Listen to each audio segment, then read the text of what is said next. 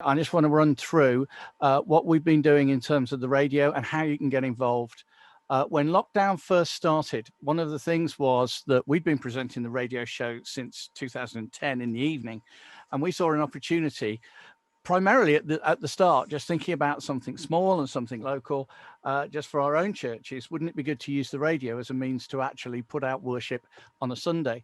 The first week we did it on the evening, and it was extremely popular, well received. And the radio station said, no, we're going to put it out at 11 o'clock on Sunday morning, which was brilliant, perfect timing.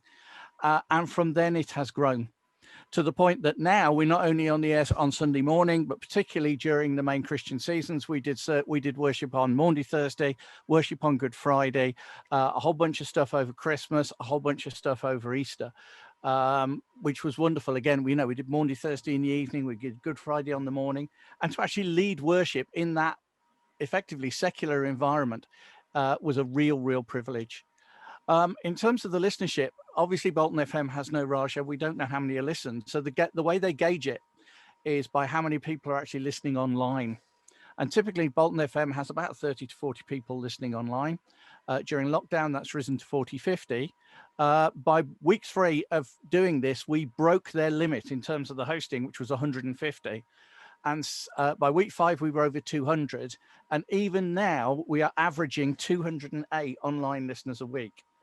Now, the way that they've always gauged that is that each one of those online listeners equates to about 100 people. Now, I refuse to believe that that's the percentage must be different for us.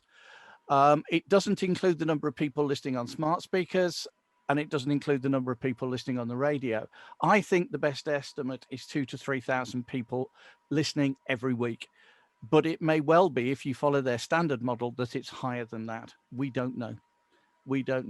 But the real privilege of this is that it means that we are being able to preach the gospel, and we are being able to pray for people in their homes, rather than them coming to us, with about 2,000 to 3,000 Bolton residents every week. And that is a fantastic privilege and a fantastic opportunity in terms of what we do. In terms of, other things that have gone on around the station, we've been trying very much to build up links with other people. We've built up links with schools, and we've had schools contributing material, particularly before Christmas. We had a show that was entirely generated from a number of young people from all around Bolton, giving their ideas about Christmas and what they do. Both Sue and I, over the weeks, different months, have told our testimonies, both to great responses. We have used this to the best that we can. Ofcom says that we cannot proselytize, but within that limit, we've tried the best that we can to share the good news and to share the gospel with the people of Bolton. And it is a fantastic opportunity.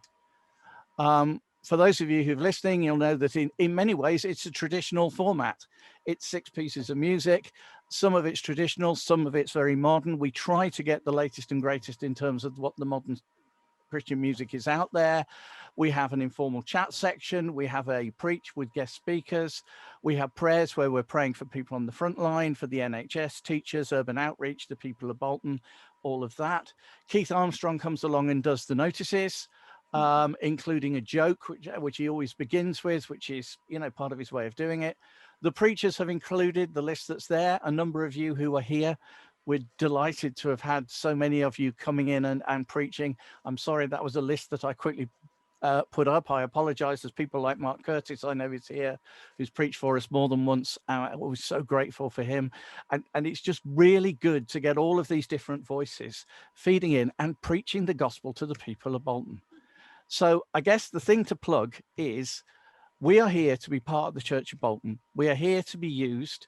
We're here to give people an opportunity to come and preach. If people who are listening and haven't preached want to come and preach, please do. If there is things you want to advertise, please tell us so that we can get that on. We would love to have more content. We would love churches and worship groups in churches to actually record music that we can use on air. And I have mentioned this to the 2030 leaders, and people were keen, but we haven't had that yet. We've had very little music that's been generated, and we've got some brilliant musicians. What a great way to advertise what's going on in your church and in your church family than to say, this is our worship group. This is what we can offer. This is, if you come and worship with us, this is what we encounter. but it's also about the other folk that will never walk through our doors.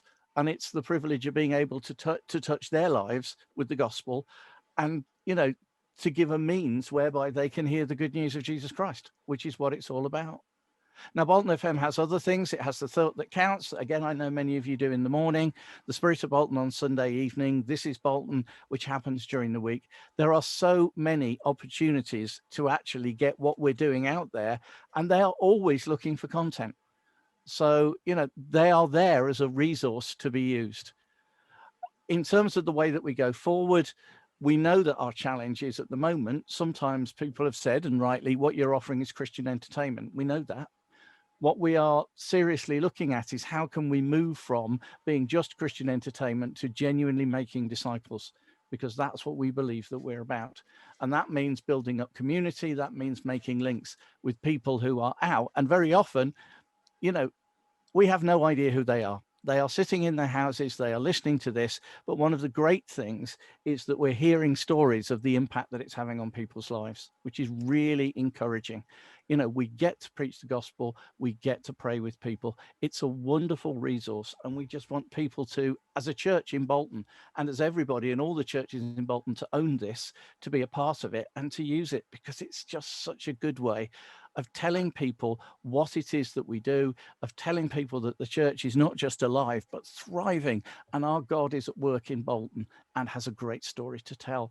So please, not just pray for us. We'd love you all to be a part of it.